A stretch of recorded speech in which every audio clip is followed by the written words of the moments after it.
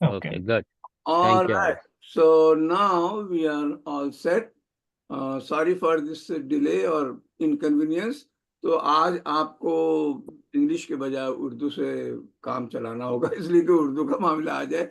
साहिर लुधियानी के ऊपर हम बात करने जा रहे हैं। टाइटल इंग्लिश में है the captivating share of progressive Urdu poet Sahir Ludhianvi, और उनका एक बहुत ही मशहूर, बल्कि जिसको कहते हैं ट्रेडमार्क जो है, शेर भी मैंने उसमें लगा दिया है कि दुनिया ने तजर्बात तो हवादिस की शक्ल में जो कुछ मुझे दिया है वो लौटा रहा हूं मैं। आज इस सिलसिले में दो बहुत ही मशहूर साहिर फैन और साहिर स्कॉलर यहाँ मौजूद हैं, गौहर रजा साहब और राकेश वेदा साहब। गौहर रजा साहब बहुत ही जाने पहचाने माने साइंटिस्ट भी हैं, और लीडिंग उर्दू पोएट हैं, सोशल एक्टिविस्ट हैं, डॉक्यूमेंट्री फिल्म मेकर हैं। आपने भगत सिंह के ऊपर India first war of independence, इनकलाब, जहांगीराबाद मीडिया इंस्टीट्यूट, सबसे ये कनेक्टेड हैं, ये सब उन्होंने डॉक्यूमेंट्रीज बनाई हैं और बेहतरीन नज़में लिखते हैं। तो ये है गौहर रजा साहब का, और ये मेरे पुराने साथियों में से कंटेम्प्रेरी, प्रॉब्लम मुझसे जूनियर होंगे, अलीगढ़ में मुझसे सीनियर लग रहे हैं, लेकिन एक ही फेलो ट्रेवलर रहे हैं, एक ही कैंप के वहाँ। और राकेश वेदा साहब जो है नेशनल वर्किंग प्रेसिडेंट हैं इंडियन पीपल्स थिएटर एसोसिएशन के, एग्जीक्यूटिव मेंबर हैं प्रोग्रेसिव राइटर्स एसोसिएशन के, और बहुत अच्छे राइटर हैं, प्ले राइट हैं, डायरेक्टर हैं। और साइमा रहमान, जो आजकल अगर आप जाएं किसी भी चैनल्स पे कहीं भी, तो साइमा रहमान को आप पाएंगे। She is a wonderful poetry rendition में मशहूर हो गई हैं। बेस्ट परफॉर्मेंस का इनका कहते हैं ना कि एक ऐसी आर्टिस्ट हैं, इनको रेडियो जॉकी का अवार्ड विनिंग मानी जाती हैं ये। आज इत्तेफाक से वो फिजिकली प्रेजेंट नहीं है, because she has to go somewhere else. तो उन्होंने गौहर साहब के साथ मिल करके शाहिर की एक नज़मी वीडियो से हम लोग आपको दिखाएंगे। तो मैं इसके बाद ओवर टू गौहर साहब कर दे रहा हूँ, ताकि वही इस चीज को आगे बढ़ाएं। उनको मालूम है कि क्या हम लोग का फॉर्मेट है। तो गौहर रजा साहब, आप आपके हाथ में। बहुत शुक्रिया रजी भाई। आप मुझे इतना हरी एहसान साहब। जरूर करें कि टाइम का ख्याल आप रखें। ओह, जब आपके बहुत सामने। अच्छा। बहुत मोहब्बत होती है किसी टॉपिक से और आप हर ऐसे ही टॉपिक पे बुलाते रहें मुझे, तो उसमें टाइम का ख्याल रखना मुश्किल हो जाता है, बकबक की एक लिमिट से आगे पहुंच जाती है। तो चलिए आप शुरू करें, मैं आपको रोकता हूँ। आप कैसे? आप बिल्कुल जी जी। रोक दीजिएगा मुझे, और मुझे कंक्लूड करने के लिए 1 मिनट दे दीजिएगा बस।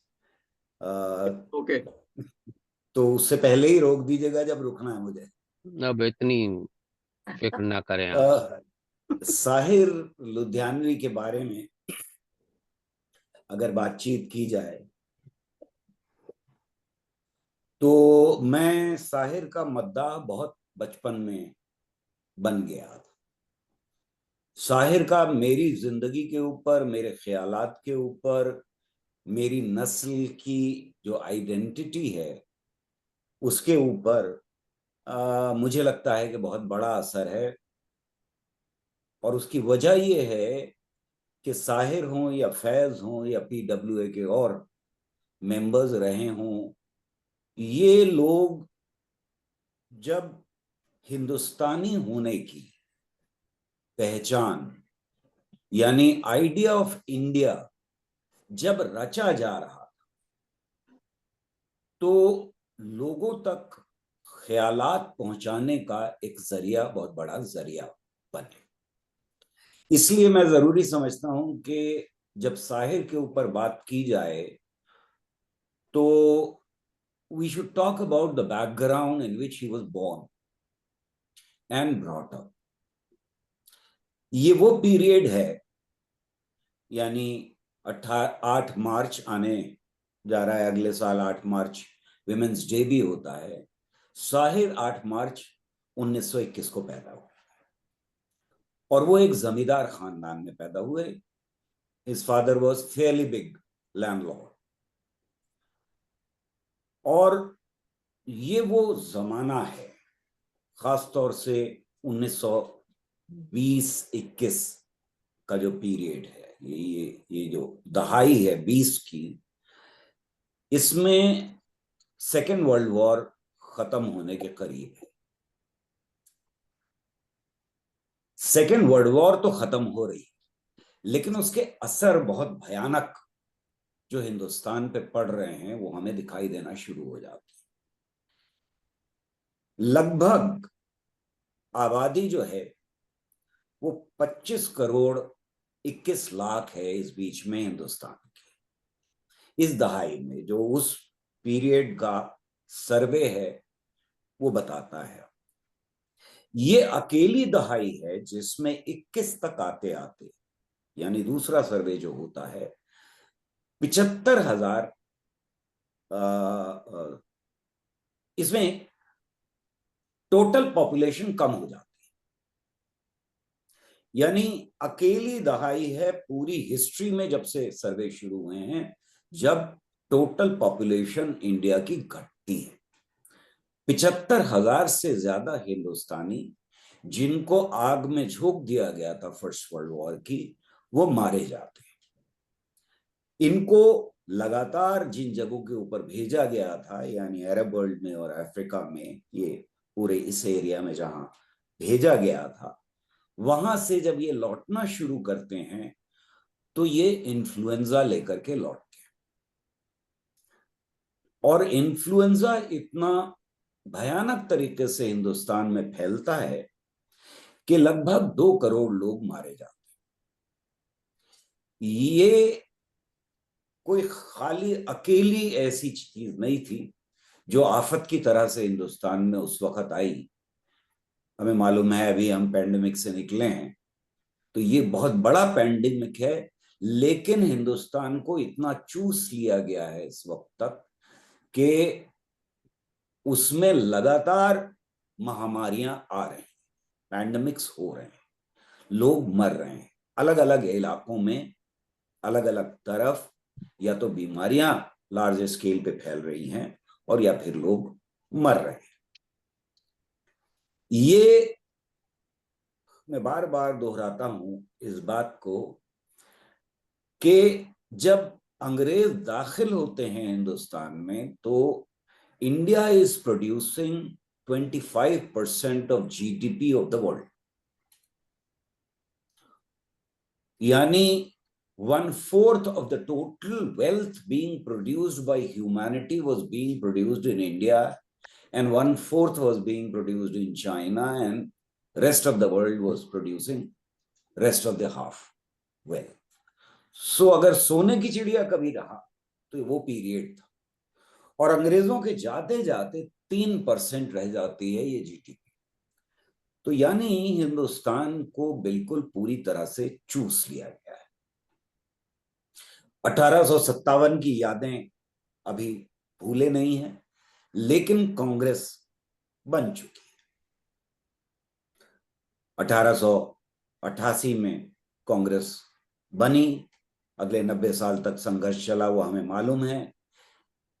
इसी बीच में रेजिस्टेंस मूवमेंट बहुत तेजी से आगे बढ़ रहा है 1857 के बाद, यानी जो डर का माहौल था, जो खौफ था पूरा 1857 ने जो जनरेट किया था हिंदुस्तान में, वो घट करके रेजिस्टेंस दोबारा से शुरू हो चुका है।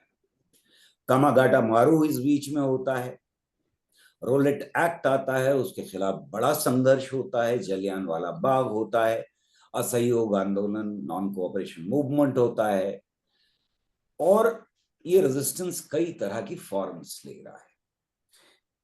एक तरफ मुस्लिम लीग पैदा हो रही है 1906 में, और दूसरी तरफ 1915 में हिंदू महासभा पैदा हो गई। यानी 1920 का जो दशक है, that decade also saw intense communalism, specially in Punjab, and especially after 1857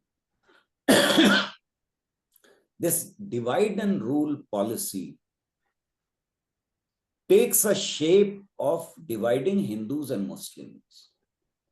It's not that Britishers did not try to divide and enlarge all the fault lines that existed at that time, including linguistic and caste and other fault lines.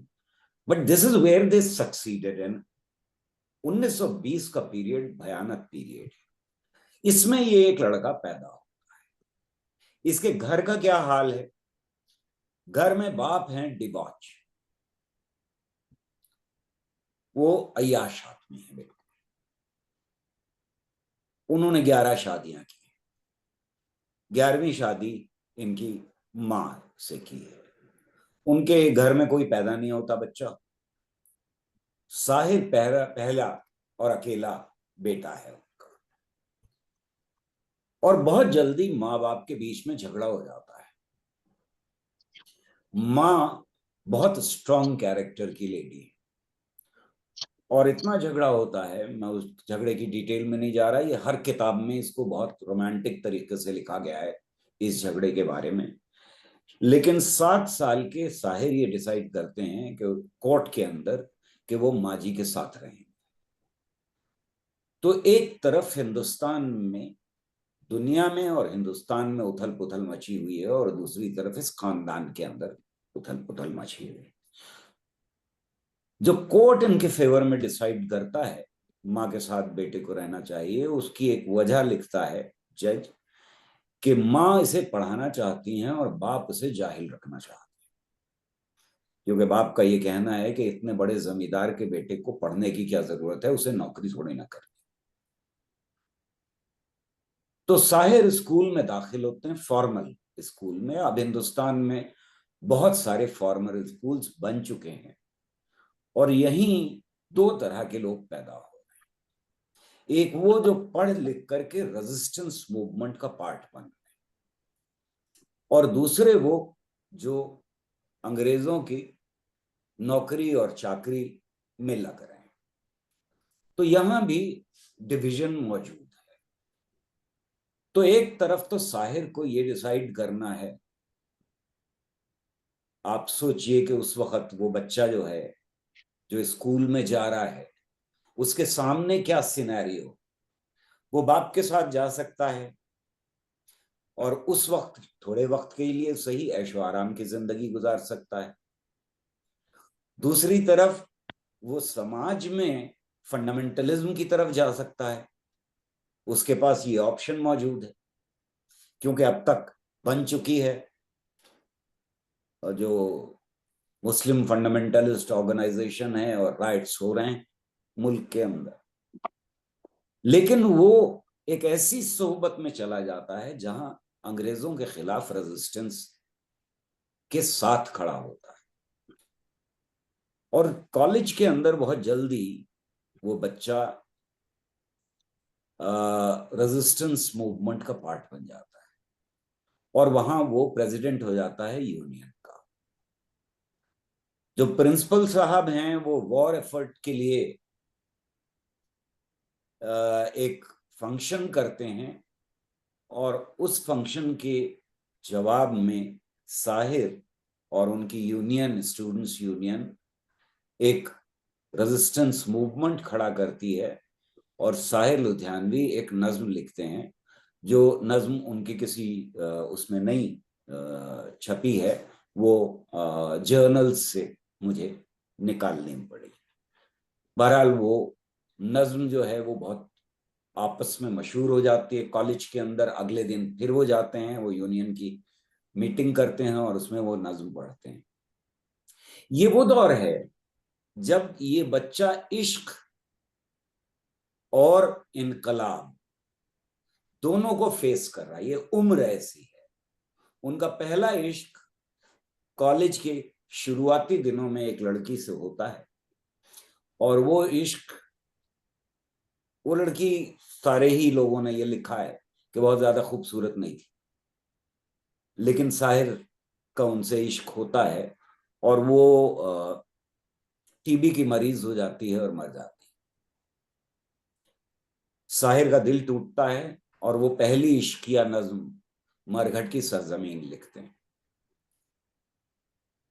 इससे पहले की जो नज्म है उसके बारे में साहिर ने ये कहा है कि एक कोई नज्म स्कूल में लिखी थी उन्होंने, और वो किसी दोस्त के थ्रू, खुद हिम्मत नहीं पड़ी तो दोस्त के थ्रू उर्दू के टीचर तक पहुंचाई, और वहां से जब ये जवाब आया कि नज्म तो ठीक ठाक है पर कोई मेयार बहुत ज्यादा नहीं है, यानी लिखते रहो टाइप, ये साहिर के लिए बहुत बड़ा बूस्टर है था जो उन्होंने अपने बारे में लिखा है कि इससे उनकी हिम्मत बहुत बढ़ गई। ये है जर्नी जहां से वो शुरू कर रहे हैं।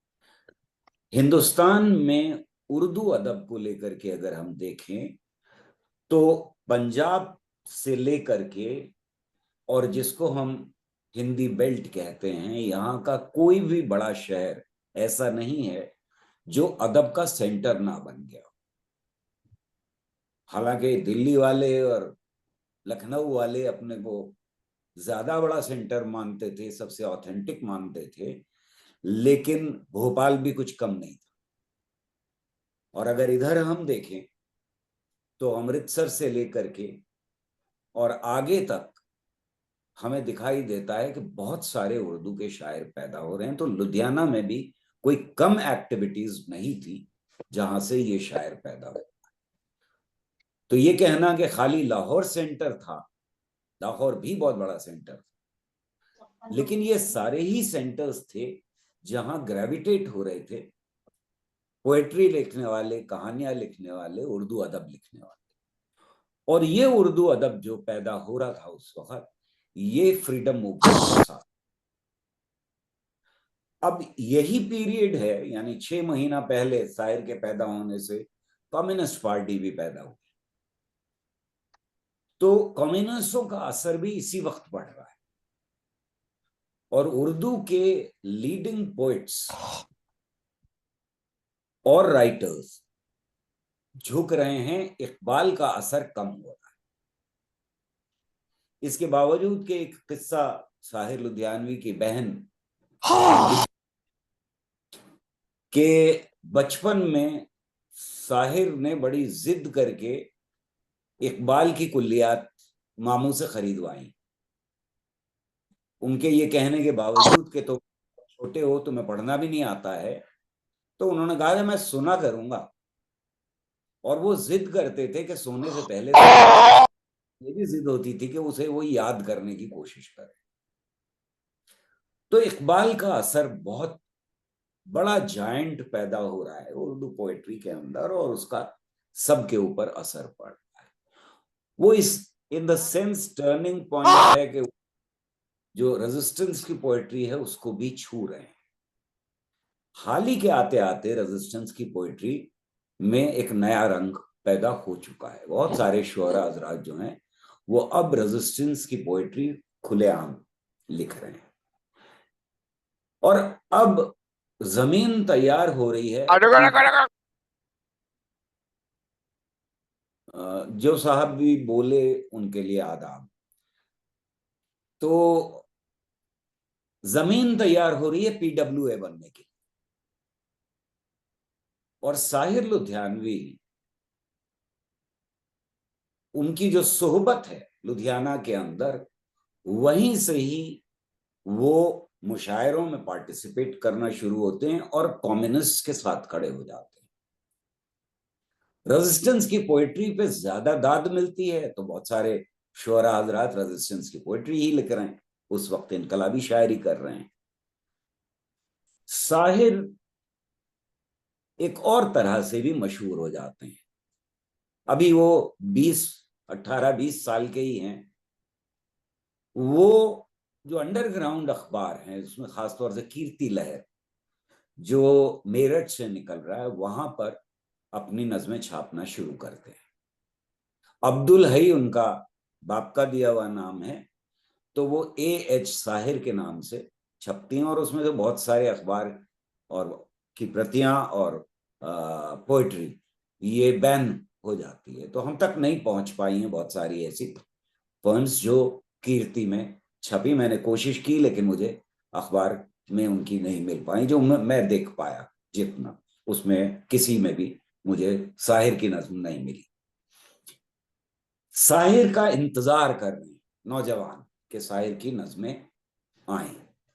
ये उनके कई दोस्तों ने लिखा है उस वक्त, जो साहिर को जानते नहीं थे और उन अखबारों से, अंडरग्राउंड अखबारों से जानना शुरू किया। साहिर एक अद्भुत नज्म लिखते हैं, चकले। और चकले नज्म की कहानी ये है कि वो अपने एक दोस्त से कहते हैं कि वहां चलो, यानी रेड लाइट एरिया, और वहां उनको रोज लेकर के जाते हैं और टहलते हैं और वापस आ जाते हैं और फिर चले जाते हैं अगले दिन। उनकी समझ में नहीं आ रहा है, उनके दोस्त की, जिन्होंने लिखा है आर्टिकल, कि ये हो क्या रहा है। और उसके बाद ये नज्म पैदा होती है, चकली। ये इतनी सख्त जबान में लिखी हुई नज्म है। सना खान तकदीस मशरिक कहाँ है, जिसको बाद में आसान जबान में जिन्हें नाज है हिंद पर वो कहाँ है की तरह से बदल के गानों में इस्तेमाल किया गया है। ये मेरे ख्याल में फेमिनिज्म में डूबी हुई नज्म है। और जब मैंने साहिर को कैटेगराइज करने की, उनकी पोएट्री को कैटेगराइज करने की कोशिश की, तो मुझे लगा कि जहां एक तरफ साहिर रेवोल्यूशन का और रेजिस्टेंस का शायर है, वहीं वो मोहब्बत और प्यार और इश्क का शायर है, और वहीं वो नज्मों में इस दोराहे पर खड़ा है, कहीं मोहब्बत और इश्क के, और कहाँ मोहब्बत शुरू होती है और कहाँ इश्किया नज्म खत्म होकर के वो रेजिस्टेंस पोएट्री में बदल जाती है। वो साहिर की कलाकारी पे डिपेंड करता है, पर कुछ नज्में ऐसी हैं जो इस दोराहे पर खड़ी हैं। वहीं मुझे ये एहसास होना शुरू हुआ कि साहिर जो हैं वो फेमिनिज्म के भी पहले हिंदुस्तानी शायर हैं। शायद उनकी बहुत सारी नज्में हैं जिनको हम फेमिनिस्ट नज्म की तरह से देख सकते हैं। और मैं ये सिर्फ ही नहीं कह रहा हूं कि औरत के हुकूक के लिए वो खड़े हैं, खाली महबूबा के लिए नहीं। उसके बारे में अगर बात हो पाएगी, वक्त होगा, तो मैं जरूर बात करूंगा कि उनका महबूबा का क्या ख्याल है, वो भी औरों से अलग हमें दिखाई देता है। 10 से 15 मिनट है आपके पास। मेरे पास 10 मिनट और हैं। 10 15। मिनट और हैं। अगर उसमें आप मैक्सिमम में जाऊंगा मोहब्बत में, तो 2 मिनट और बढ़ा दूंगा। ठीक है। तो साहिर लुधियानवी को अगर हम देखना शुरू करें, तो इस नज्म ने उनको जो अदब का मेयार है उस पर एकदम से ऊंचा बढ़ा दिया। और दूसरी नज्म है उनकी ताजमहल। ये दो नज्में थी जिन्होंने अदब की दुनिया को चौंका दिया। ताजमहल को एक नौजवान ने बड़े अजीब तरीके से देखा। उससे पहले तक और उसके बाद कोई भी ऐसा शायर नहीं था जो वो इतना इंटेंसली ताजमहल के से चिल्ला करके उसके ऊपर नज्म लिखे, और एक ऐसी नज्म लिखे जो शुरू ही इस बात से होती है कि मेरी महबूब कहीं और मिलाकर मुझको, बज़्म शाही में गरीबों का गुजर क्या मानी, सब्त जिस राह पे हो सितवत शाही के निशान, उन पे उल्फत भरी रूहों का सफर क्या मानी। और खत्म इस पे होती हो कि एक शहंशाह ने ये मुनक्कश तरो दीवार, ये महराब, ये ताक, एक शहंशाह ने दौलत का सहारा लेकर हम गरीबों की मोहब्बत का उड़ाया है मजाक। इसने उर्दू अदब के लोगों को दो धड़ों में बांट दिया। एक वो था जो इस नज्म के साथ खड़ा हो गया क्योंकि इतनी चौंकाने वाली नज्म थी ये, और दूसरा इस नज्म के खिलाफ खड़ा। और बहुत लोगों ने साहिर को क्रिटिसाइज किया कि ये नज्म जो है वो किसी लायक नहीं है। और शमसी मीनाई साहब ने तो साहिर लुधियानवी के जवाब में एक नज्म लिख डाली जिसमें ये कहा कि जिसने देखा ही ना हो ताजमहल, वो क्या जाने ताजमहल की खूबसूरती। और वो वजह ये थी कि साहिर ने अपने इंटरव्यू में कहा है कि वो नूरजहां के मजार को देखकर बड़े डिस्टर्ब थे और नूरजहां पे नज्म लिखना चाहते थे। बात कुछ बन नहीं रही थी, और मैं शेर शायर को कोट कर रहा हूं। बात कुछ बन नहीं रही थी तो मैंने ताजमहल पे एक नज्म लिख डाली। मुझे थोड़ा ज्योग्राफी पता थी। ये पता था कि ताजमहल आगरा में जमुना के किनारे है, और मुझे थोड़ा बहुत मार्क्सिज्म आता था, तो मुझे कोई परेशानी नहीं हुई। यानी 20-21 साल तक पहुंचते पहुंचते साहिर का झुकाव मार्क्सिज्म की तरफ हो चुका था। और वो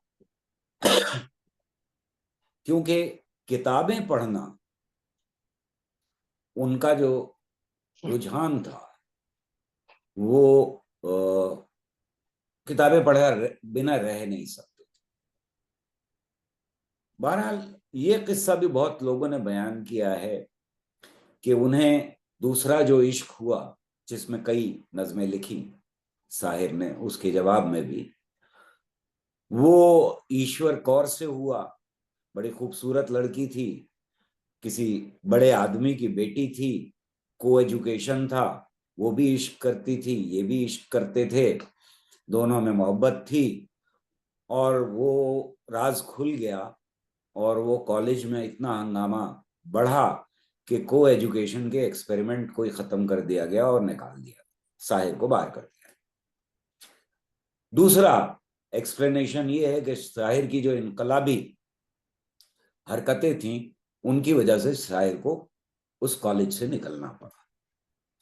तो अगर हम देखें तो मुझे नहीं लगता कि इश्क की वजह से, जो बड़ा छुप छुपा के किया जाता था उस जमाने में भी, चाहे को एजुकेशन ही क्यों ना हो, उसकी वजह से इतना सख्त कदम उठाया जाएगा कि निकाला जाए किसी को। मेरे ख्याल में साहिर बहुत अनईजी हो चुके थे। और कुछ मुशायरों के बारे में तो ये कहा जाता है कि लोगों का अंदाजा था कि बस बच ही गए, वरना उन्हें लगता था कि साहिर स्टेज से उतरते उतरते अरेस्ट कर लिए जाएंगे। यहां से साहिर की शख्सियत के दो पहलू बड़े साफ उजागर हो जाते हैं। एक तरफ तो इश्किया शायरी है और दूसरी तरफ उनकी रेजिस्टेंस की इनकलाबी शायरी है। अगर हम इनकलाबी शायरी को देखें तो, जिसकी मैं एग्जाम्पल आखिर में अगर वक्त बचा तो एक नज्म जरूर पढ़ दूंगा, लेकिन वो एक सेक्शन है मेरी किताब में जो मैं तरतीब दे रहा हूं इनकलाबी और रेजिस्टेंस की शायरी का। जो इश्किया शायरी है उस पर बड़े हंगामी तरीके से और बड़े ड्रामाई अंदाज में बड़ी सारी कहानियां मौजूद हैं। यानी अमृता प्रीतम वाला सबसे ज्यादा मशहूर है, उसको बहुत ज्यादा रोमांटिसाइज किया गया है, और साहिर के भी कोट्स हैं उसके बारे में, और अमृता प्रीतम ने तो पूरा आर्टिकल ही लिख डाला उसके ऊपर, साहिर के मरने से पहले भी और साहिर के मरने के बाद भी। लता मंगेशकर के साथ, सुधा मल्होत्रा के साथ और कई नाम हैं जिनके साथ साहिर का इश्क रहा। और हर एक ने, यानी साहिर ने भी, जब अमृता प्रीतम कमरे से उठ करके गई और साहिर की मां उस कमरे में दाखिल हुई, तो साहिर ने, रावी ये लिखता है कि साहिर ने मां से कहा कि ये भी आपकी बहू हो सकती थी। यानी साहिर को भी ये एहसास था कि उनके इश्क नाकाम हो रहे। उनसे जब एक इंटरव्यू में पूछा कि आपने शादी क्यों नहीं की, तो उन्होंने जवाब दिया कि कुछ लड़कियां मुझ तक देर से पहुंची, कुछ लड़कियों तक मैं देर से पहुंचा। लेकिन सभी, जितने भी मैंने आर्टिकल्स पढ़े इस किताब को तरतीब देने के लिए, और जितने भी आर्टिकल्स या किताबें या इंटरव्यू थे, वो यहां तक पहुंच पाए कि साहिर के इश्क नाकाम रहे। यानी कामयाबी इश्क की ये है, असम्पशन ये है कि इश्क की कामयाबी शादी है। पर आप ये सोचिए कि अगर शादी हो गई होती और बच्चे पाल रहे होते, तो क्या इतनी खूबसूरत नज़में, गजलें, गीत क्या हम तक पहुंचते। साहिर ने इसी इंटरव्यू में, जिसमें उन्होंने कहा है कि मुझ तक कुछ लड़कियां देर से पहुंची और कुछ लड़कियों तक मैं देर से पहुंचा, उसी इंटरव्यू में ये भी कहते हैं कि नहीं, ये किसी और दोस्त से बात करते हुए कहते हैं कि कृष्ण अदीब, उनके बहुत गहरे दोस्त थे, कृष्ण अदीब, यही ठीक है कि कुछ लड़कियां जिंदगी में आए, दो चार खूबसूरत नज़में लिखवाएं और चली जाए। तो अगर हम ये डेफिनेशन लें इश्क की, तब साहिर का हर इश्क कामयाब। और मैं यही मानता हूं कि साहिर के सारे इश्क कामयाब हैं। ये उस वक्त की सोच का मामला है कि इश्क का आखिरी मकाम जो है वो शादी है, घर है, खानदान है और बच्चे हैं।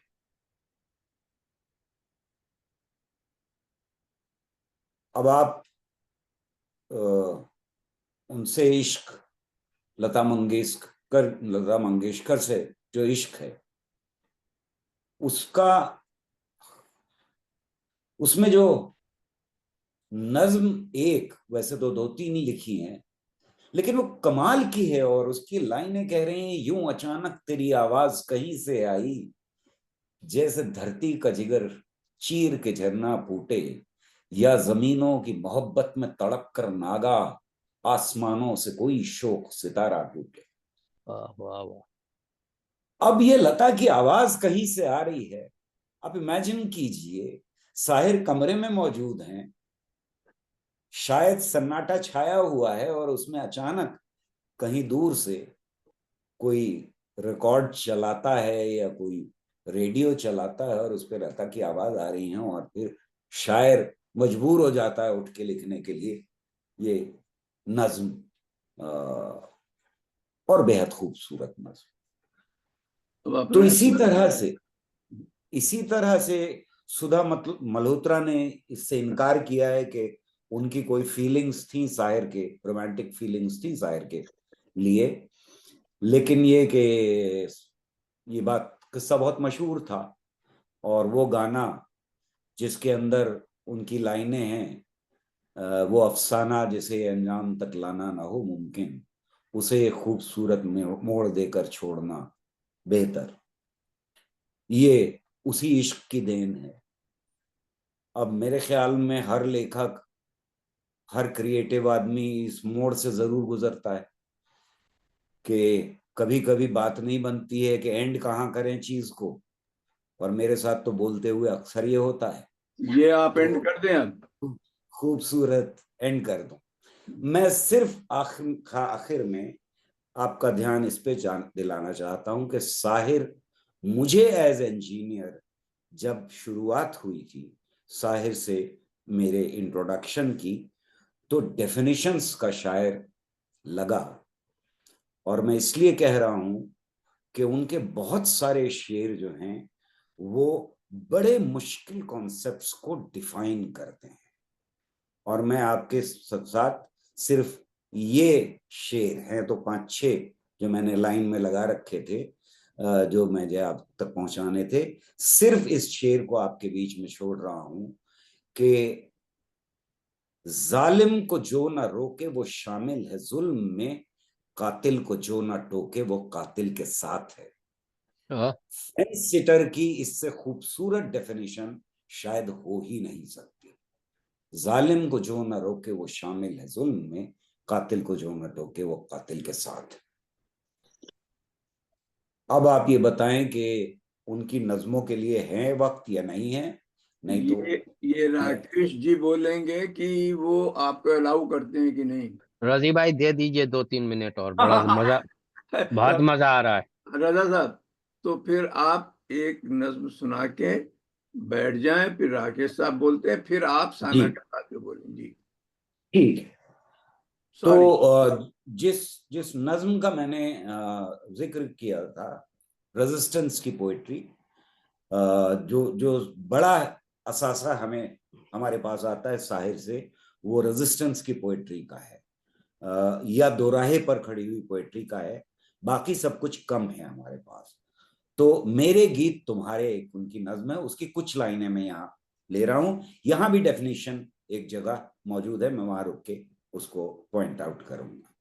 अब तक मेरे गीतों में उम्मीद भी थी, पसपाई भी, मौत के कदमों की आहट भी, जीवन की अंगड़ाई भी, तूफानों का शोर भी था और ख्वाबों की शहनाई भी। आज से मैं अपने गीतों में आतिश पारे भर लूंगा, मध्यम लचकीली दानों में जीवट धारे भर लूंगा, जीवन के अंधियारे पथ पर मशल लेकर निकलूंगा, धरती के फैले आंचल में सुर्ख सितारे भर दूंगा।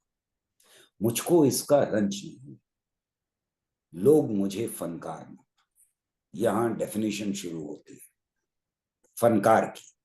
मुझको इसका रंज नहीं है, लोग मुझे फनकार न माने, फिक्र सुखन के ताजिर मेरे शेरों को अशार न माने, शेरों को अशार न माने। हम्म। शेरों गलत लफ्ज माना जाता था बहुत जमाने तक, अब प्रचलित हो गया है अगर कहें तो। मेरे शेरों को अशार न माने, मेरा फन मेरी उम्मीदें आज से तुमको अर्पण है, आज से मेरे गीत तुम्हारे दुख और सुख का दर्पण है, तुमसे कुव्वत लेकर अब मैं तुमको राह दिखाऊंगा, तुम परचम लहराना साथी मैं बरबत पर गाऊंगा, आज से मेरे फन का मकसद जंजीरें पिघलाना है, आज से मैं शबनम के बदले अंगारे बरसाऊं। ये है हमारा रेजिस्टेंस का पोएट, इनकलाबी शायर। माशाल्लाह, वाह वाह। तो मैं अब क्या राकेश जी को बुलाऊं? जी। जरूर। आप ही बुलाइए। राकेश साहब कहाँ हैं? जी मैं हाजिर हूँ।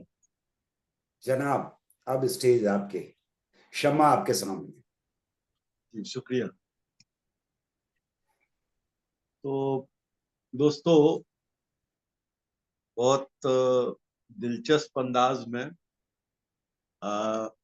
हमारे साथी पिछले कई दशकों के गौहर भाई ने साहिर की जिंदगी पे, उनकी पूरे फलसफे पे, उनकी शायरी पे बहुत दिलचस्प अंदाज में आपके सामने पूरी पूरी एक श्रृंखला बना करके एक सीरीज में, और उसके पूरे पस मंजर को भी, जो बैकग्राउंड है उसको भी आपके सामने रखा।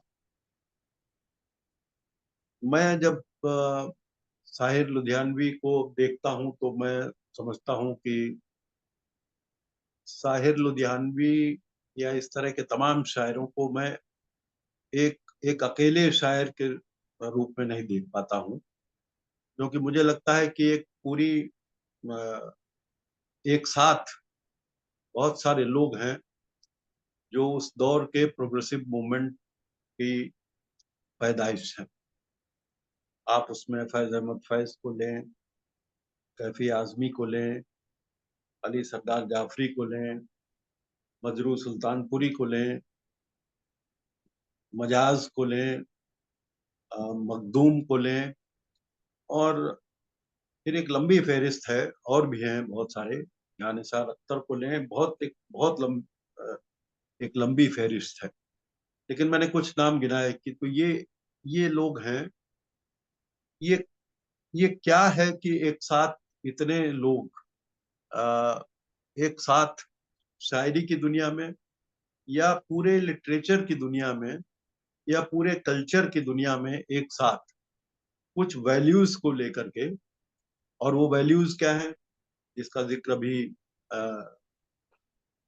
गौहर जी ने किया कि वो वैल्यूज जो ठीक आजादी के कुछ पहले जिसका जिक्र सज्जाद जहीर जो इसके पूरे एक आर्किटेक्ट थे इस पूरे प्रोग्रेसिव मूवमेंट के हिंदुस्तान में, तो वो उन्होंने लिखा अपनी एक जो उनकी किताब है रोशनाई, तो उसमें उन्होंने उस पूरे पस मंजर को बयान किया है और उसमें उन्होंने बताया कि कैसे 1935 में जब वो लंदन में है और लंदन में वो पूरी दुनिया को, आसपास की दुनिया को, जर्मनी को, फ्रांस को, जर्मनी में हिटलर का उदय हो चुका है और इटली में, जर्मनी में किस तरह से, स्पेन में किस तरह से फासिज्म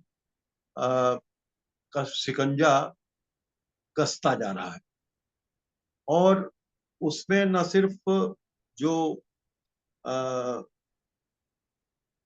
लोकतांत्रिक जो जो एक डेमोक्रेटिक वैल्यूज हैं उनको खत्म किया जा रहा है, बल्कि उसके आगे जाकर के एक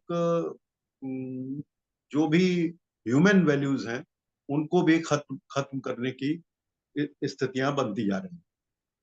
तो उस पूरे माहौल में वहाँ वो ऐसे तमाम लोगों से मिलते हैं जिनमें हेराल्ड लास्की से लेकर के, राल्फ वॉक्स से लेकर के और मुल्क राज आनंद वहाँ पे लंदन में हैं, और वो सारे लोग मिलकर के एक फिर पेरिस में उसी दौर में, मैं और उसके विस्तार में नहीं जा रहा, लेकिन उसी दौर में 1935 में पेरिस में एक कॉन्फ्रेंस होती है राइटर्स की, जिसमें सज्जाद जहीर भी शामिल होते हैं, मुल्क राज आनंद भी शामिल होते हैं। और उसके पहले ये लोग लंदन में एक मैनिफेस्टो तैयार करते हैं कि हिंदुस्तान को इस समय हिंदुस्तान के कल्चरल डायमेंशन में, कल्चरल फील्ड में काम करने वाले लोगों को, राइटर्स को, इन चीजों का किस तरह से, उनको किस तरह से रिस्पॉन्ड करना चाहिए। और फिर उसके पहले एक भी बात और जोड़ दूं जो शायद आप लोगों को तो उसकी जानकारी होगी कि सज्जाद जहीर लखनऊ से गए, जिस शहर से मैं आता हूँ, और लखनऊ में उस समय 1931 में डॉक्टर रशीद जहां, जो पेशे से डॉक्टर थी और कहानीकार थी, नाटककार थी, और बाद में वो इंडियन पीपल्स थिएटर एसोसिएशन के फाउंडर मेंबर थी। उसकी फाउंडेशन कॉन्फ्रेंस जो 1943 में हुई उसमें वो शामिल हुई यूपी से। तो वो लखनऊ में डॉक्टर थी और उस दौरान सज्जाद जहीर और महमूद जफर जो डॉक्टर रशीद जहां के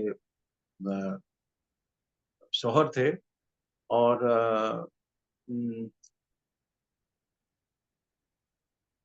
मोहम्मद अली, और इस तरह के ये 4-5 लोग थे नौजवान उस समय के।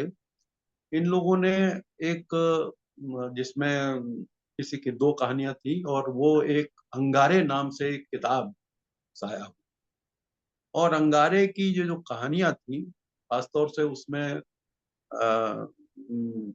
डॉक्टर रशीद जहाँ, वो चूंकि पेशे से डॉक्टर थी और गायनेकोलॉजिस्ट थी, तो उनका वो तमाम जो खासतौर से मुस्लिम महिलाएं थी, तो उनकी जो स्थिति थी घरों के अंदर, उसको देख करके उन्होंने उनकी स्थिति को अपने नाटक में, औरत में, और दूसरे भी बहुत सारे नाटक उन्होंने लिखे, तो उसमें वो उसको बयान करती है। और वो जब प्रकाशित होती है किताब, तो उसके खिलाफ पूरा एक जो कट्टरपंथी लोग हैं उस समय के, वो उसमें प्रदर्शन करते हैं, उसकी प्रतियां जलाई जाती हैं, और फिर वो ब्रिटिश सरकार उसको 1933 में उसको जब्त कर लेती है, उस और इस तरह से उसके खिलाफ इन लोगों ने फिर इलाहाबाद से उसको एक अपना स्टेटमेंट दिया, लेकिन उन्होंने रिट्रीट नहीं किया तमाम दबावों के बावजूद। और ये पूरी बात इसके बाद सज्जाद जहीर लंदन पहुंचते हैं, लेकिन उनकी ये अंगारे की जो प्रसिद्धि है वो वहां तक पहुंची हुई है। और वहां लखनऊ से इस अंगारे की प्रसिद्धि को लेकर के रशीद जहां, चूंकि उनके शौहर महमूद जफर वो अमृतसर में एक कॉलेज में वाइस प्रिंसिपल हो गए थे, तो वहीं उस कॉलेज में फैज अहमद फैज अंग्रेजी के टीचर थे। और वहाँ उनकी मुलाकात इन दोनों से होती है। और फैज अहमद फैज प्रोग्रेसिव मूवमेंट से जो धीरे धीरे आकार ले रहा था, और जिसकी पहली उसमें जब 1936 में प्रोग्रेसिव राइटर्स एसोसिएशन बनता है लखनऊ में रिफाई आम क्लब में, जिसकी सदारत मुंशी प्रेमचंद करते हैं, जो उस वक्त तक उर्दू में उससे पहले लिख रहे थे, बाद में वो हिंदी में भी लिखने आए, तो मुंशी प्रेमचंद उसकी सदारत करते हैं। और फिर उन्होंने जिस तरह से कहा कि किस तरह से सौंदर्य का एक जो मानदंड अब तक बना बनाया है उसको बदला जाना चाहिए। और वो एक तरह से ये कहते हैं कि साहित्य जो है, लिटरेचर जो है, वो राजनीति के आगे चलने वाली मशाल है। और ये बात बहुत सारे लोगों के साथ चलती है। और वो दौर है जब 1936 में ही लखनऊ में कांग्रेस का भी सेशन हो रहा है। 1936 में ऑल इंडिया किसान सभा लखनऊ में बनती है। 1936 में ही All India Student Federation Lucknow में बनता है। तो ये सारे संगठन आकार ले रहे थे। और वो दौर है जिसमें जिस तरह से आजादी के आंदोलन को एक बड़ा जनता से जोड़ने का एक आंदोलन को एक नया जिसे डायमेंशन गांधी देते हैं, उसी तरह से लिटरेरी और कल्चरल ऑर्गेनाइजेशंस बनाने का एक डायमेंशन, और लिटरेचर और कल्चर को मूवमेंट के साथ जोड़ने का एक डायमेंशन उस वक्त के कम्युनिस्ट नेता पीसी जोशी उसको एक बनाते हैं, एक एक एक डायमेंशन देते हैं। और इसी उसमें बहुत सारे ऐसे लोग जो इस पूरे इन आंदोलनों के साथ जुड़ते हैं। और ध्यान देने की बात यह है कि इनमें बहुत सारे लोग ऐसे हैं जो कम्युनिस्ट पार्टी के कभी मेंबर नहीं थे, जिनमें साहिर लुधियानवी भी थे, जो बाद में उन्होंने अपने इंटरव्यूज में कहा भी है कि मैं बाजाबता किसी पार्टी का मेंबर कभी नहीं रहा।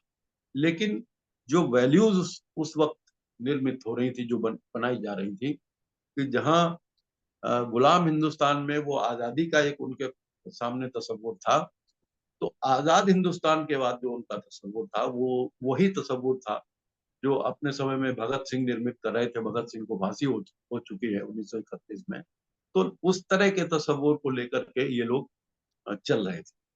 और यही इनकी शायरी में, जिसको अभी गौहर साहब कह रहे थे कि उनके कि ये उन जिन वैल्यूज के साथ ये इस लिटरेचर में आए प्रोग्रेसिव मूवमेंट के साथ, उसकी एक वैल्यू, और उसमें देखिए कि एक सब में एक कॉमन बात मिलेगी कि औरतों के हक में कैफी नज्म उसी वक्त कहते हैं, उठ मेरी जान मेरे साथ ही चलना है तुझे, बहुत मशहूर नज्म है, आप सब लोगों ने सुनी होगी।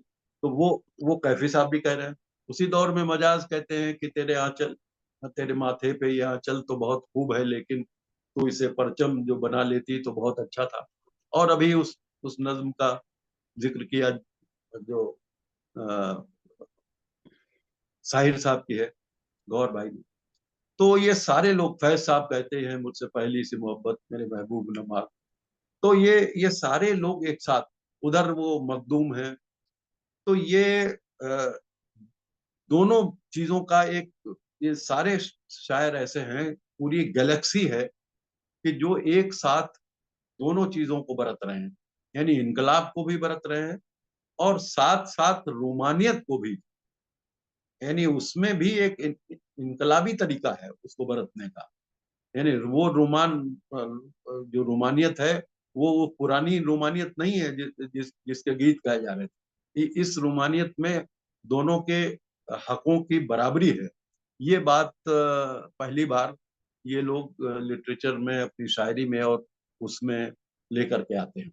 और इसीलिए अ, अ, ये आप देखेंगे कि जैसे अगर मैं इन 4 लोगों का एक आप हम लोग एक कंपैरेटिव स्टडी करें, तो जैसे मजाज और साहिर एक तरफ मिलेंगे, एक यानी एक अ, सारे लोग एक में कॉमन ग्राउंड्स होंगे, लेकिन फैज और मखदूम जो ज्यादा जो जो उस वक्त कम्युनिस्ट पार्टी है या उसके संगठन है, उसके साथ ज्यादा घुल मिल करके अपनी चीजों को कह रहे होंगे, और फिर भी उसमें लिटरेरी उसको बनाए रख करके कह रहे होंगे।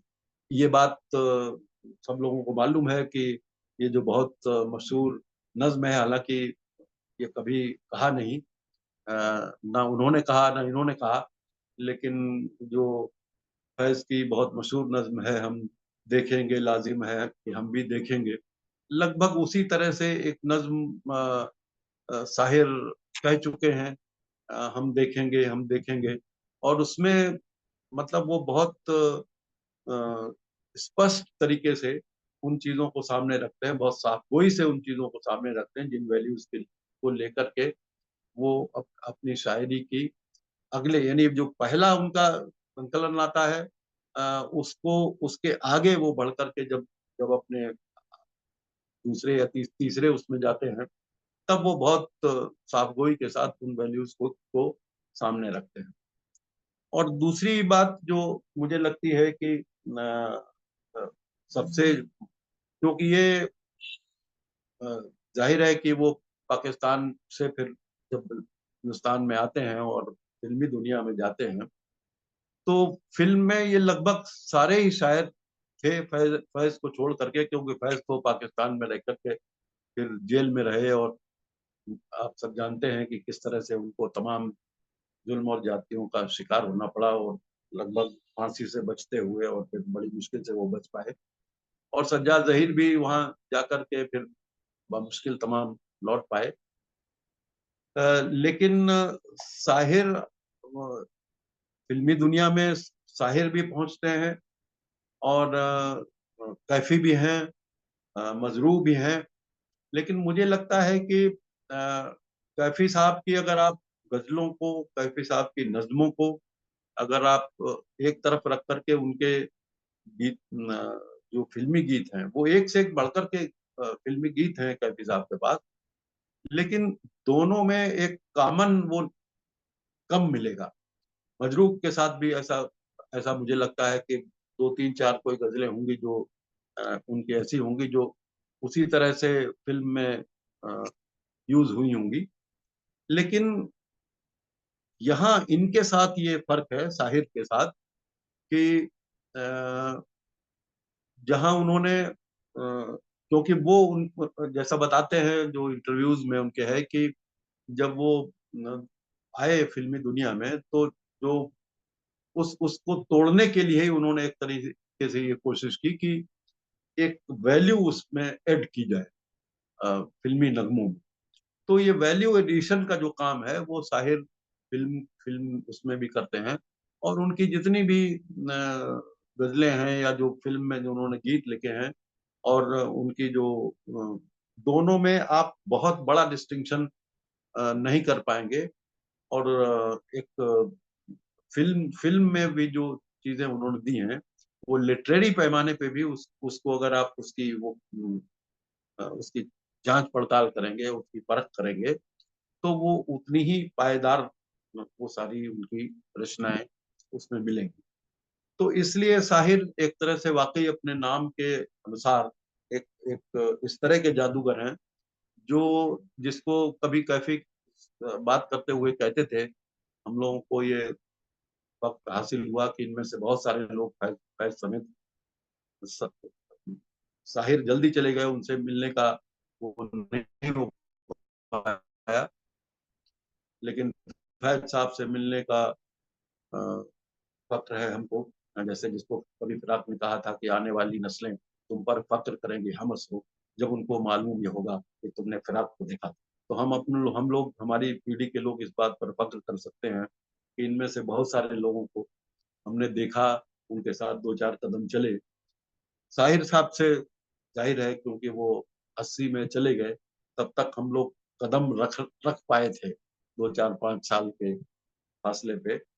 तो उनसे मुलाकात नहीं हो पाई, लेकिन उनके इन सारे लोगों से जब हम मिलते हैं और उनसे उनके जो किस्से तमाम लोगों से सुनते आए लगातार, तो उससे ये पता लगता है कि साहिर वाकई उनका जादू न सिर्फ उनके सामईन में, न उनके उनके सुनने वालों में, उनकी फिल्मों को देखने वालों में था, बल्कि वो जादू जो उनके साथ चलने वाले लोग थे, उनके उनके ऊपर भी वो जादू अपना असर डालता था। तो मैं समझता हूँ कि ये बहुत सारे लोगों में जो अलग अलग अपनी उनकी शख्सियत है, लेकिन उनमें एक कॉमन ग्राउंड है इन तमाम लोगों में, ये सब के सब एक ऐसे समाज की निर्मित चाहते थे जिस समाज में कोई किसी की शोषण कोई कोई किसी का शोषण न करता हो। एक क्लासलेस सोसाइटी के साथ साथ वो एक ऐसा समाज भी चाहते थे जहाँ सही में जो साहित्य है, जो संस्कृति है, उसकी उसके जो मूल्य हैं, उनको उनको बचाया जा सके, उनकी रक्षा की जा सके। और साथ में जैसे मैंने पहले ही कहा था कि इन सारे लोगों में जो एक कॉमन ग्राउंड है, ये सब के सब ये इंसान को, यानी उनके भीतर हर इंसान के भीतर, हर हर हर पुरुष के भीतर एक स्त्री होती है। उस स्त्री को बचाए रखने वाले ये और ये सारे शायर थे कि वरना वो जो पहले की संस्कृति थी कि पुरुष तो एक पुरुष है, उसके भीतर की कोई स्त्री, उसको उसको मारने का समाज निर्मित हुआ था। पुरुष के भीतर की जो स्त्री है, उसको बचाने का काम इन शायरों ने किया था। बहुत बहुत जबरदस्त, बहुत अच्छा भी। तो अब गौहर साहब, आप दोनों के जो, जी गौहर साहब, आप आए सामने, अनम्यूट करें अपने को। जी जी। मैं ये कह रहा था कि हम साइमा और वो वाली रिकॉर्डिंग जो मेरी वाली है अभी वो सुनाए। लगाएं हाँ। तो क्योंकि मुझे जल्दी निकलना भी है अब, यहाँ ओह, में रफत, बहुत देर है। जी जी, बस एक सेकंड रफत, या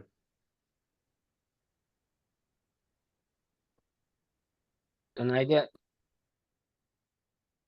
जी सुनाए रफत। आवाज नहीं आ रही। ओ तेरी। अरे क्या तेरी भी, कल चेक किया, फिर से मैं बोले जा रहा हूँ, लोग सुन नहीं पा रहे। नहीं नहीं, एक सेकंड रुक जाए, वो रिपीट कर देंगे इसको। Hold on, that's what I was afraid. Okay.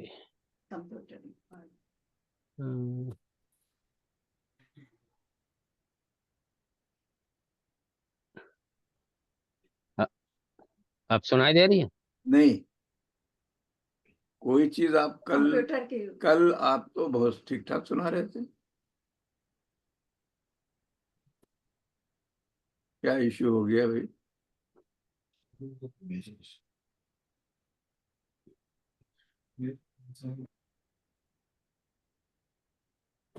नहीं भाई, आवाज नहीं आ रही। कुछ मेजर टेक्निकल प्रॉब्लम है। नहीं नहीं, वो कल मुझे इसीलिए टेस्ट कराया था उन्होंने और आ गया था, लेकिन वो कोई इश्यू उनका कंप्यूटर में हो रहा है। वो अंदर वो फिर से शुरू कर देंगे once the voice is coming. मेरे ख्याल में दोबारा से ऑन कर लें बंद करके एक बार, तो शायद टाइम बच जाए। बार बार कुछ नहीं हो एक मिनट, वो जो है, मैं यही मुझको डर था।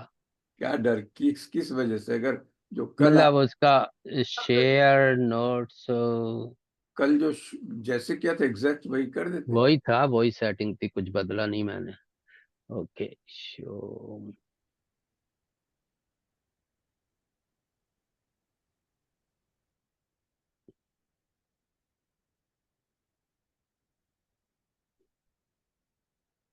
साउंड। हम्म,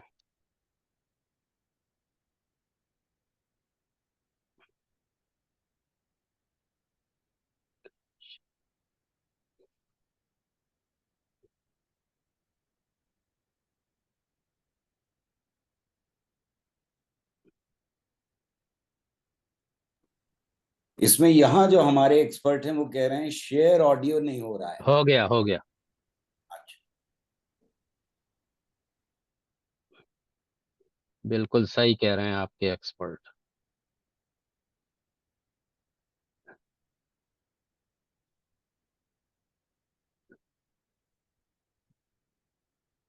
अब सुनाई दे रहा है रजी भाई? नहीं, नहीं सुनाई दे रहा।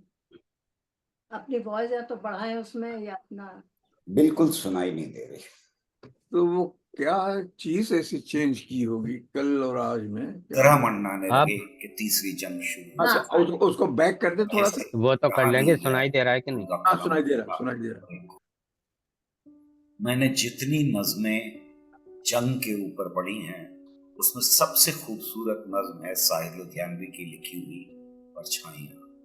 इसका पस मंजर है दूसरी जंग के बाद एक बार फिर जब जंग के बादल इस तरह मंडराने लगे कि तीसरी जंग शुरू हो सकती है, तब साहिर से रहा नहीं गया, उनका कलम उठा और एक खूबसूरत नज्म हमारे सामने आई। परछाई। जवान रात के सीने पे दूधिया आंचल मचल रहा है किसी ख्वाब मरमरी की तरह। हसीन फूल, हसी पत्तियां, हसी शाखें लचक रही हैं किसी जिस्म नाज़नी की तरह। फिजा में घुल से गए हैं उफ़क़ के नर्म खूब। समी हसीन है ख्वाबों की सरज़मी की तरह। तसव्वुरात की परछाइयां उभरती हैं, कभी गुमान की सूरत, कभी यकीन की तरह। वो पेड़ जिनके तले हम पनाह लेते थे खड़े हैं आज भी साकित किसी अमी की तरह। उन्हीं के साए में फिर आज तो धड़कते थे, खामोश होठों से कुछ कहने सुनने आए हैं। न जाने कितनी कशाकश से, कितनी काविश से ये सोते जागते लम्हे चुरा के लाए हैं। यही फजा थी, यही रुत, यही जमाना था, यहीं से हमने मोहब्बत की इब्तदा की थी। धड़कते दिल से लरसती हुई निगाहों से हुजूर गैब में नन्ही सी इल्तिजा की थी कि आरज़ू के कवल खिल के फूल हो जाएं, दिलो नज़र की दुआएं कबूल हो जाएं। तसव्वुरात की परछाइयाँ उभरती हैं, तुम आ रही हो ज़माने की आँख से बचकर, नज़र झुकाए हुए और बदन चुराए हुए। खुद अपने कदमों की आहट से झेंपती डरती, खुद अपने साए की जुम्बिश से खौफ खाए हुए। तसव्वुरात की परछाइयाँ उभरती हैं।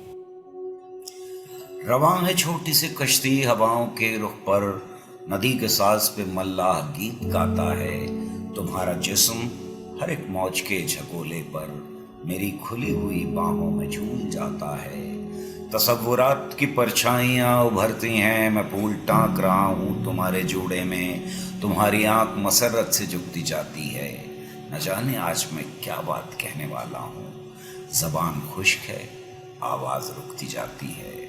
तसव्वुरात की परछाइयाँ उभरती हैं। मेरे गले में तुम्हारी गुदाज बाहें हैं, तुम्हारे होठों पे मेरे लबों के। मैंने जितनी नज़में जंग, न जाने आज मैं क्या बात कहने वाला हूँ। ज़बान खुश्क है, आवाज़ रुकती जाती है। तसव्वुरात की परछाइयाँ उभरती हैं। मेरे गले में तुम्हारी गुदाज बाहें हैं, तुम्हारे होठों पे मेरे लबों के साए हैं। मुझे यकीन है कि हम अब कभी न बिछड़ेंगे, तुम्हें गुमा है कि हम मिल के भी पराए हैं। तसव्वुरात की परछाइयाँ उभरती हैं। मेरे पलंग पे बिखरी हुई किताबों को अदाए अज़्ज़ो करम से उठा रही हो तुम। सुहाग रात जो ढोलक पे गाए जाते हैं, दबे सुरों में वही गीत गा रही हो तुम। तसव्वुरात की परछाइयाँ उभरती हैं। वो लम्हे कितने दिलकश थे, वो घड़ियाँ कितनी प्यारी थी, वो सेहरे कितने नाजुक थे, वो लड़ियाँ कितनी प्यारी थीं। बस्ती की हर एक शादाब गली ख्वाबों का जजीरा थी गोया। हर मौज नफस हर मौज सबा नख्मों का सखीरा थी गोया।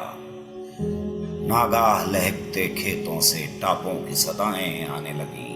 बारूद की बोझल बू लेकर पश्चिम से हवाएं आने लगी। तामीर के रोशन चेहरे पर तखरीब का बादल फैल गया। हर गांव में वहशत नाच उठी, हर शहर में जंगल फैल गया। मगरिब के मुहज्जिब मुल्कों से कुछ खाकी वर्दी पोश आए। इटलाते हुए मगरूर आए, लहराते हुए मदहोश आए। खामोश समी के सीनों में खेमों की तनाबें गढ़ने लगी। मक्खन से मुलायम राहों पर ऊँटों की खराशें पड़ने लगी। फौजों के भयानक बैंड तले चरखों की सदाएं डूब गईं। जीपों की सुलगती धूल तले फूलों की कबाएं डूब गईं। इंसान की कीमत गिरने लगी, इजनास के भाव बढ़ने लगे। चौपाल की रौनक घटने लगी, भर्ती के दफातर बढ़ने लगे। बस्ती के सजीले शोक जवान बन बन के सिपाही जाने लगे। जिस राह से कम ही लौट सके उस राह पे राही जाने लगे। उन जाने वाले दस्तों में गैरत भी गई, बरनाई भी, माओ के जवां बेटे भी गए, बहनों के चहीते भाई भी। बस्ती पे उदासी छाने लगी, मेलों की बहारें खत्म हुईं, आमों की लचकती शाखों से फूलों की कतारें खत्म हुईं। धूल उड़ने लगी बाजारों में, भूख उगने लगी खलियानों में। हर चीज दुकानों से उठकर रूपोश हुई तहखानों में। बदहाल घरों की बदहाली बढ़ते बढ़ते जंजाल बनी। महंगाई बढ़कर काल बनी, सारी बस्ती कंगाल बनी।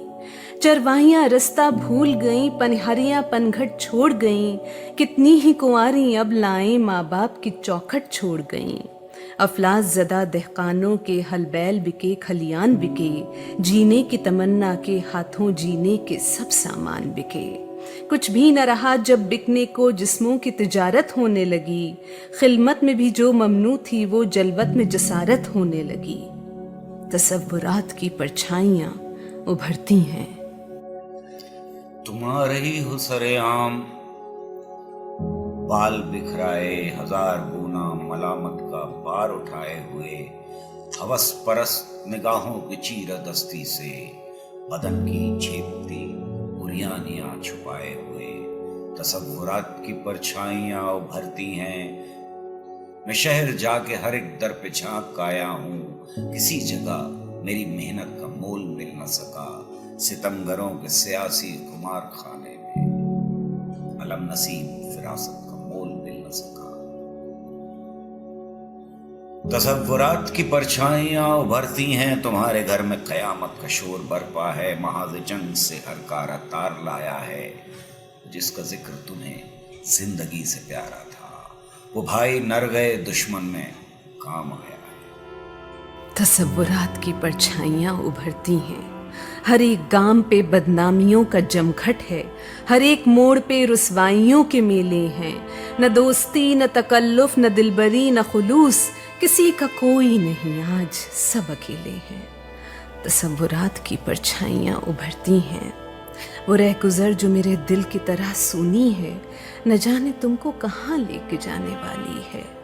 तुम्हें खरीद रहे हैं ज़मीर के कातिल, उफ़क़ पे खून तमन्नाए दिल की लाली है। तसव्वुरात की परछाइयां उभरती हैं। सूरज के लहू में लिथड़ी हुई वो शाम है अब तक याद मुझे। चाहत के सुनहरे ख्वाबों का अंजाम है अब तक याद मुझे। उस शाम मुझे मालूम हुआ खेतों की तरह इस दुनिया में सहमी हुई दोशीज़ाओं की मुस्कान भी बेची जाती है। उस शाम मुझे मालूम हुआ इस कारगहे जरदारी में दो भोली भाली रूपों की पहचान भी बेची जाती है।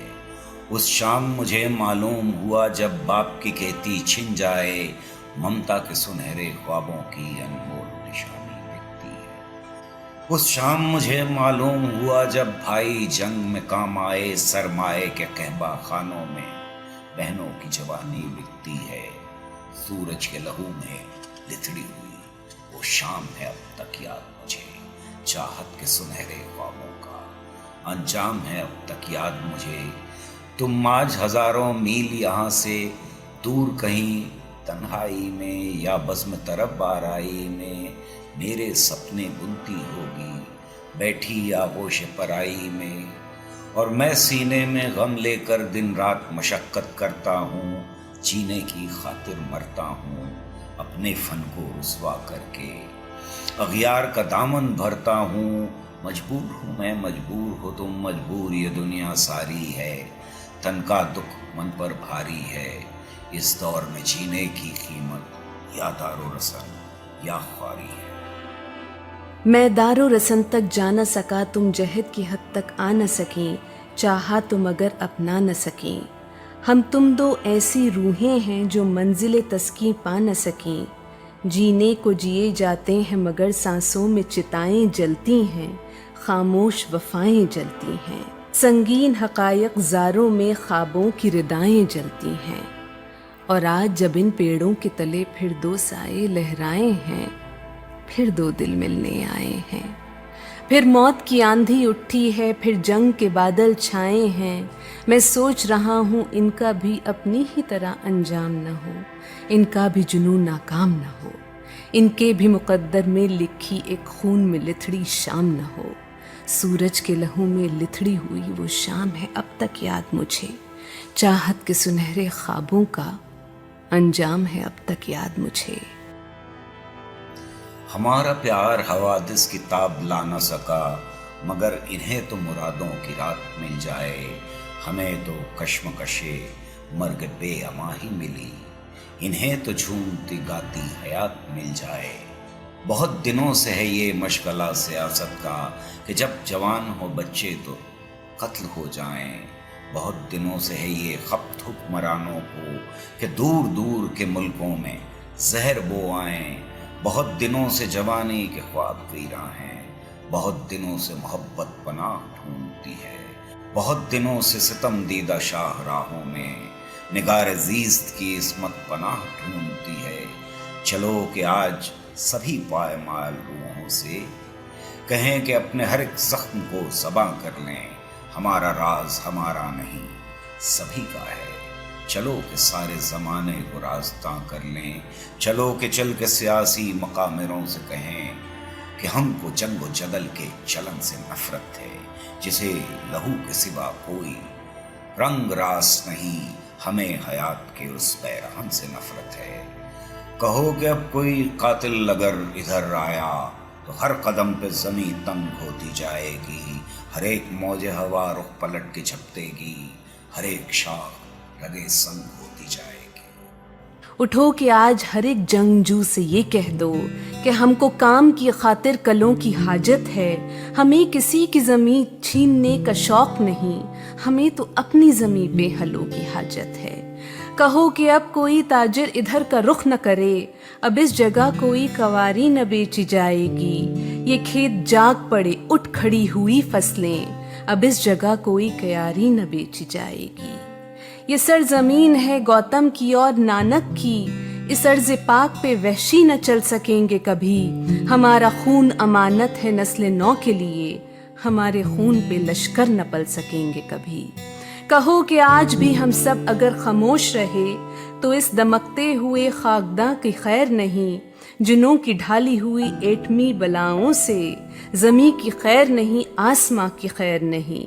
गुज़िश्ता जंग में घर ही जले मगर इस बार अजब नहीं कि ये तन्हाइयाँ भी जल जाएं। गुज़िश्ता जंग में पैकर जले मगर इस बार अजब नहीं कि ये परछाइयाँ भी जल जाएं। तसव्वुरात की परछाइयाँ उभरती हैं।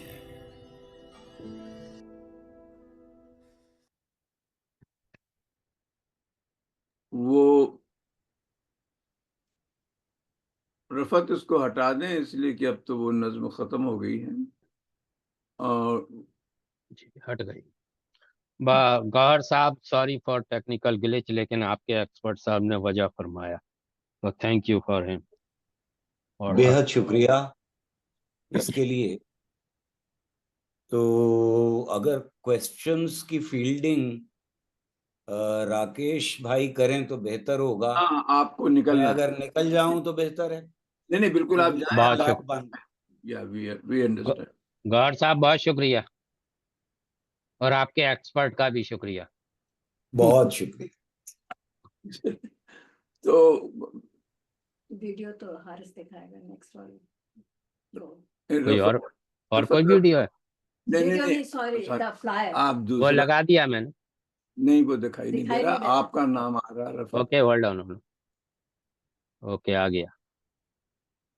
आ गया, right. Okay, so just before we go to question and answer session, this is a very valuable talk coming Saturday on Ambedkar studies. Progress Anupma Rao is a very established scholar at Columbia University. She is going to talk on Ambedkar, and she will be introduced by Dr. Ayaz Ahmed, a scholar in Columbia University, who is also a professor in Gandhinagar, Karnataka University. Concluding remarks will be given by Associate Professor from Canada, Dr. Chinaya Jangam. So over to Rafat Saab for any question, comment on all those. So Rafat.